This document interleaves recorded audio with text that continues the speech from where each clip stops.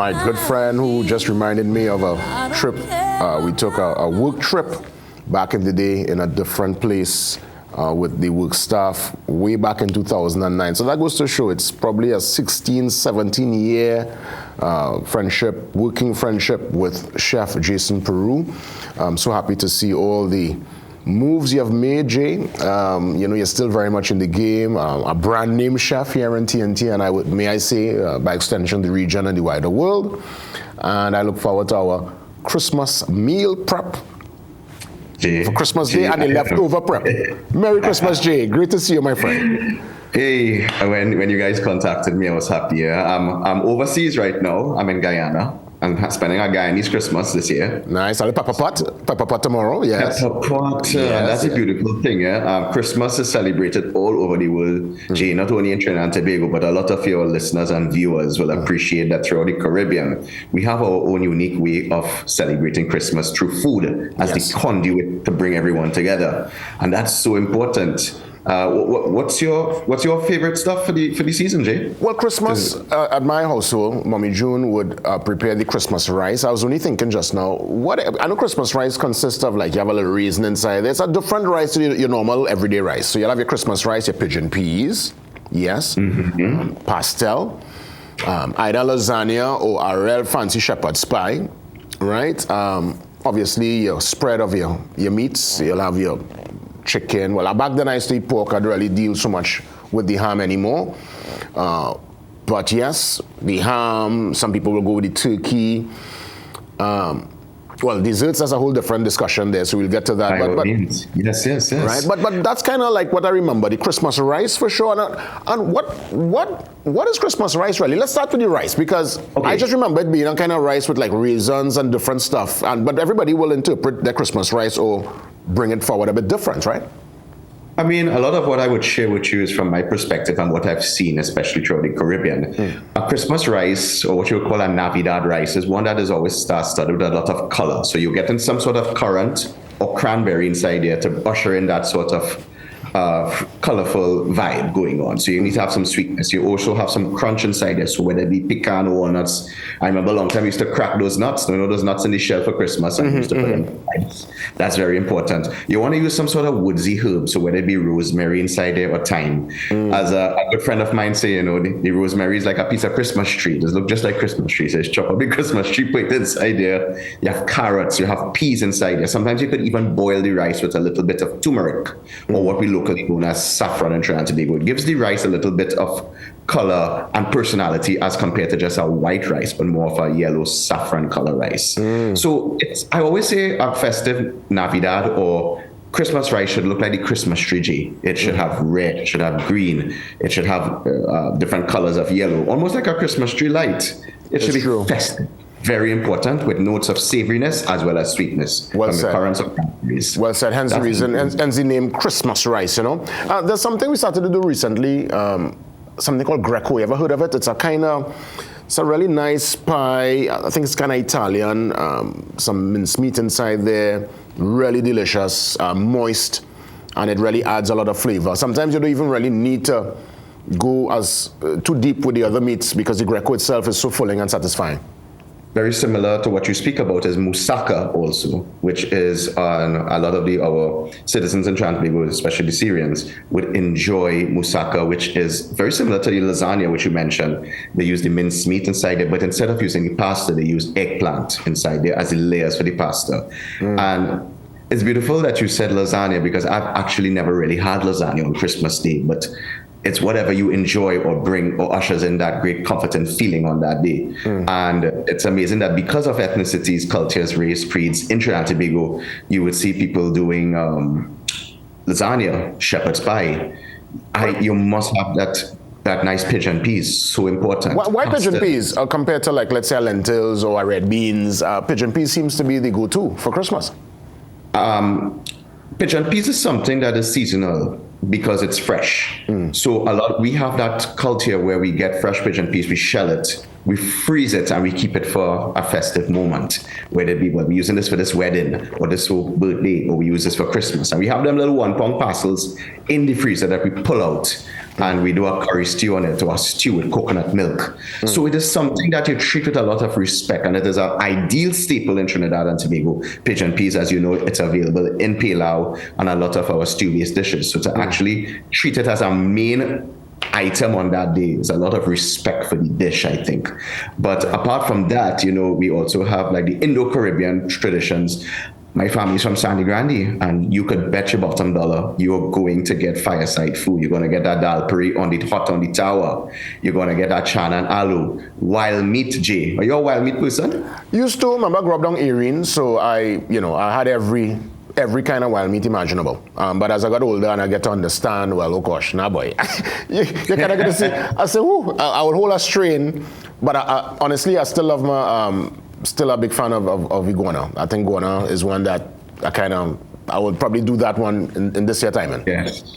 A lot of on the rural sides of Trinidad and Tobago, they may not have the access to things like the lamb rack or pork and so forth like that, and they use what is around them on a budget-friendly note. So bushmeat, or what you call wild meat, there are a lot of hunters. So tatu, maniku, iguana, that's curry stewed, and they enjoy that very, very publicly. Came on. Yeah. Yeah. What about macaroni pie, Jay? Let's go back to the pie for a moment. Is it macaroni pie? I think macaroni pie was also a staple growing up when I remember for Christmas. Yes, most definitely. Potato salad, macaroni pie, the cheap starches, the rice. Yes. Pastel pie, as you would see on your television right now. Pastel pie is a hybrid where we would have normally just taken the pastels and eat them like that, but now we're layering that cornmeal. Then we're doing the minced meat and putting another layer of the cornmeal on top, almost like a lasagna, if you want to call it that. And pastel pie is a big thing. You just saw bread. You just saw black pudding on the agenda. Black pudding, a lot. I just came to Guyana and they told me bring black pudding with me because they enjoy eating that for breakfast on Christmas morning. Pork tenderloin, as you're seeing on your screen right now, beautiful rolls of pork stuffed inside there with cornbread or bread stuffing. I mean, all of these things are part of our cuisine in Trinidad and Tobago. And because we're a melting pot of people, I could come by UJ and get that lasagna, that macaroni pie potato salad, and then I could go to Erin, get wild meat, go to Grande, get dal puri, chana and aloo. It's true. Go Westmorelands, I get lasagna, moussaka. That's the beauty about parang into different homes. But you mentioned budget-friendly items, and I have to say, it starts from breakfast in the morning. And I encourage people to use that ham in the morning, those scrambled eggs with that ham. So important. The homemade bread, Jason.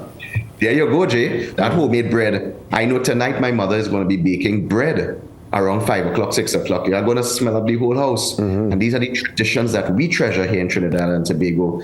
We make bread together, all of these things. Look at that. That's a pimento and ham bread. You have those little pieces of ham that is remaining. You chip it up, incorporate it into the dough with a little bit of cheese and pimentos. And look at the character on that bread. You have a pimento ham bread. So you could eat that bread. You could eat that bread in a sense by itself. You don't really need to add anything to that bread. By all means, fresh out of the oven, eat it just so, a little bit of butter on top of it. It is nice, good to go. We have fried, a lot of people are gardeners. We have fried plantain with your eggs and ham in the morning. Don't be ashamed to use what you have at home, what you grow. It's all about sustainability. And that's the important thing. Don't break your pocket or your budget to go and you must have this, you must have that. Use what's around you and what brings in that happiness for your family and everyone else. That's the key of Christmas. Very important. What can we do, Chef Jason, to, let's say, spruce up the green salad? Because that's also very integral. A healthy part of the meal would be the salad, but it can't just be the regular August or July or April run-of-the-mill salad. People tend to give it a nice day.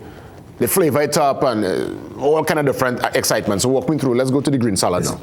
It's funny you say that because I was in the Caribbean Airlines lounge just 2 days ago, waiting for the flight, and they took these similar ingredients that we are accustomed for the July and the August salad, as mentioned, but their way of ushering that sort of festive feeling was bringing in a lot of like caramelized almonds or pecans inside there, the sugar-coated almonds, to bring in sweetness. Very important. I saw they used a lot of feta cheese, so the richness of the ingredients. They used pomegranate inside there, which are these small little pink morsels, which add again color, very important inside there.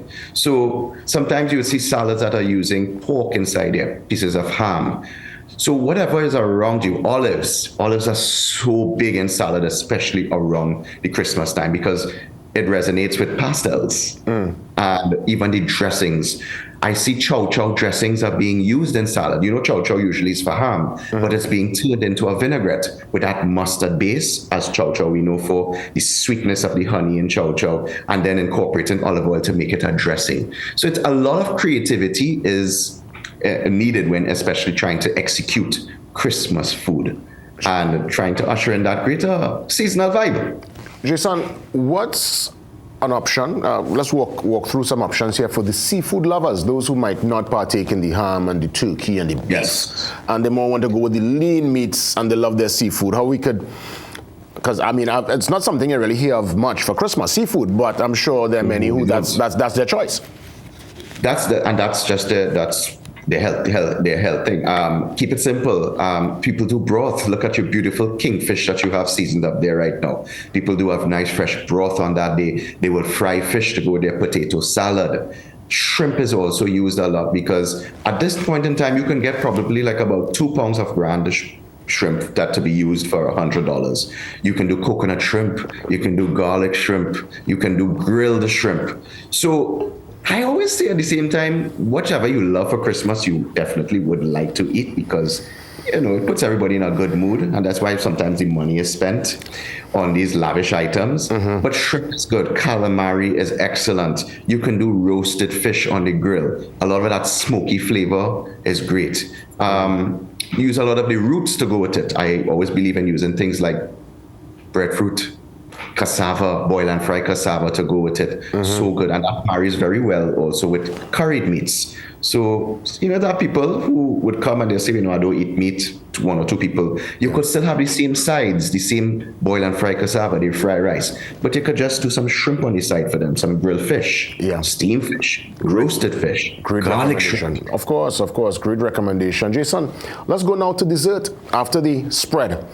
You want to just unwind now. Walk us through some of the traditional dessert items. I'm seeing ice cream on screen. You're seeing Puncha creme ice cream on the screen right now. Excuse me, Puncha creme ice cream, Jason? Yeah, that's from my cookbook. And the same base that we would use for ice cream for coconut and vanilla and chocolate, you get a little bit, somebody's always making Puncha creme, and this is where you could definitely incorporate it inside of the custard and churn it in your little pail at home. Get the kids involved. Get auntie and uncle bringing back those stories of how they used to churn the ice cream. Puncha creme ice cream is brilliant.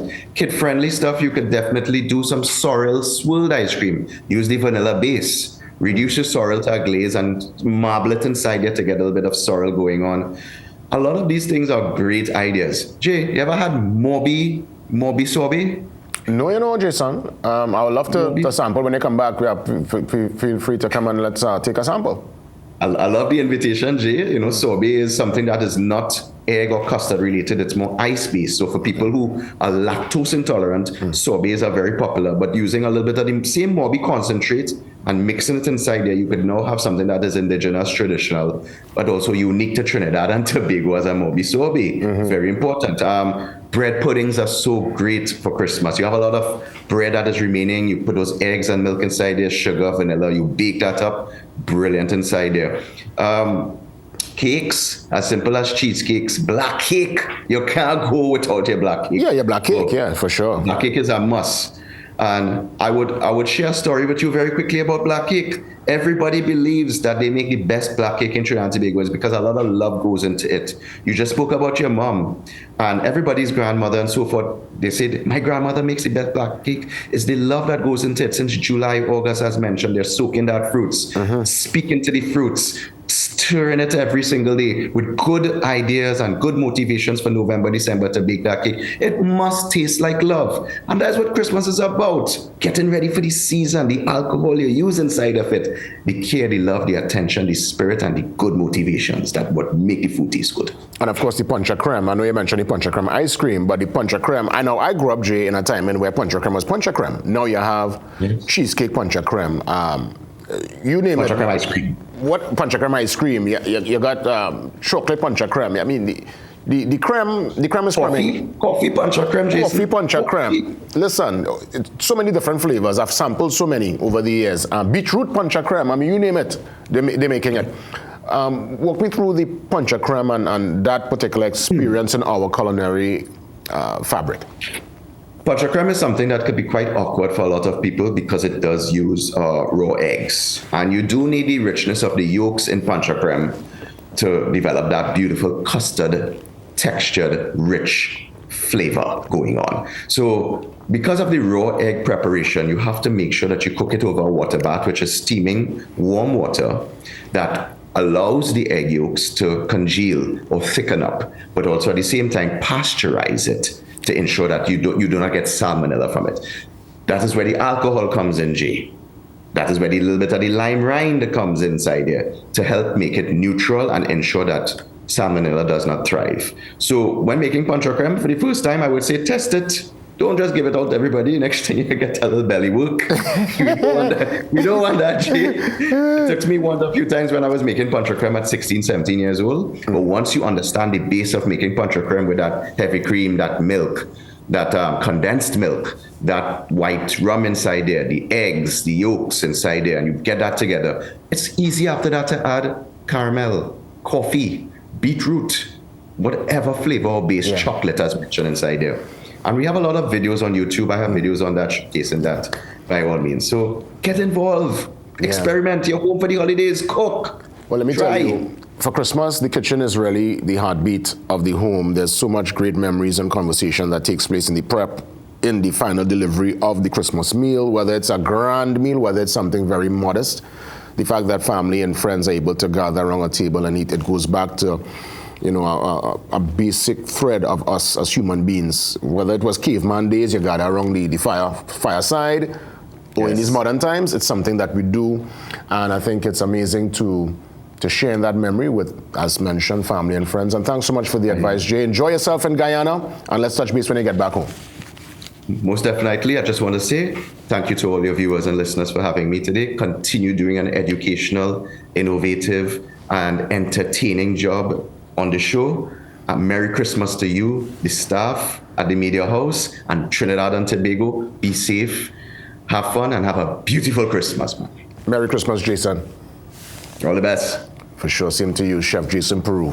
Go back years, a matter of fact, Jason would have made his TV debut with me back in the day when I was at another place. So I'm really happy to see his progress and the strides that he continues to make. Chef Jason Peru with the Christmas menu.